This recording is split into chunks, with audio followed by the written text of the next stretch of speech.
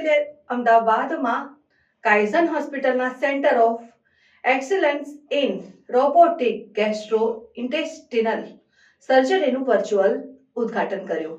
મુખ્યમંત્રી ભૂપેન્દ્ર પટેલે જણાવ્યું કે ગુજરાતમાં મેડિકલ ક્ષેત્રે ઉભરતી ટેકનોલોજીને હંમેશાથી પ્રોત્સાહન મળતું આવ્યું છે. વડાપ્રધાન નરેન્દ્રભાઈ મોદીએ ગુજરાતમાં 2013માં જ રોબોટિક સર્જરીની શરૂઆત કરાવી હતી. હવે મેડિકલ ક્ષેત્રે આર્ટિફિશિયલ ઇન્ટેલિજન્સના સમન્વયનો જમાનો છે. ગુજરાતમાં વિવિધ તબક્કે હેલ્થ સેક્ટરમાં આર્ટિફિશિયલ ઇન્ટેલિજન્સના વિનિયોગની તકો રાજ્ય સરકારે વિકસાવી છે. આદરણીય નરેન્દ્રભાઈએ મોડર્ન મેડિકલ સાયન્સ માટે અદ્યતન ઇન્ફ્રાસ્ટ્રક્ચર અને જરૂરી માનવબળનો વિકાસ સાથે ફ્યુચરિસ્ટિક ટેકનોલોજીના માધ્યમથી દેશના દરેક વ્યક્તિ, દરેક નાગરિક સુધી ઉત્તમ અને અફોર્ડેબલ હેલ્થ કેર પહોંચાડવા માટે પ્રયાસો કર્યા છે. પરિણામે દેશના હેલ્થ સેક્ટરમાં AI અને રોબોટિક્સ જેવી ટેકનોલોજીને વધુ વેગ મળ્યો છે.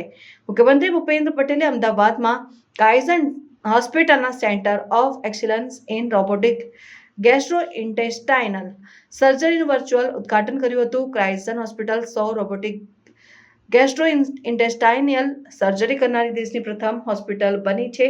તે ઉપલબ્ધિની ઉજવણીના અવસરે મુખ્યમંત્રીએ પ્રેરક ઉદ્બોધન કર્યું.